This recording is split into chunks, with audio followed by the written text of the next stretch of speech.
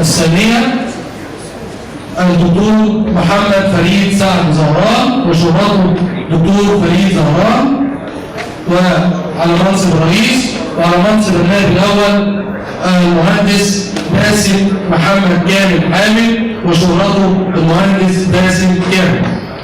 حصلت القائمة الأولى من إجمالي الأصوات الصحيحة 658 على 327 صوت صحيح، في حين حصلت القائمة الثانية على 331 صوت صحيح.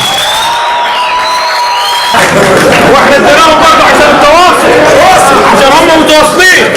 بقول لاعضاء الحزب المصري الديمقراطي الاجتماعي مبروك، بقول للدكتور محمد ابو ورد تحديدا مبروك، انت قدمت نموذج يحتذى واحنا في حاجه الى وجودك معانا وحاجه الى دعمك واستمراريتك معانا. بقول للدكتور بن فرحات والدكتور زياد انا كان شرف ليا ان انا ادخل معاهم في المنافسه، وعبء كبير يلقى على عاتقي يا المهندس باسم ان احنا ننجح النهارده، ونجاحنا في الحقيقه مرهون باستمرار الدكتور بن فرحات والدكتور زياد وكل انصارهم معانا في عمليه بناء الحزب. احنا نجحنا بفرق 4 اصوات، يعني تعتبر الكفه متوازيه او متوازنه، وحقنا وواجبنا ان احنا نكون نحافظ على مكان مهم وكبير في الحزب للدكتور نور والدكتور زياد وكل الناس اللي وقفت معاهم.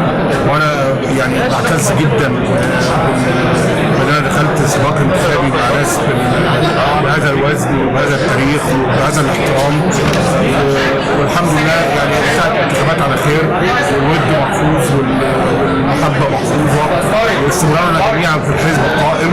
وانا بعتبر ده هو الانجاز اللي نسال عليه كلنا ان احنا نقول لبعض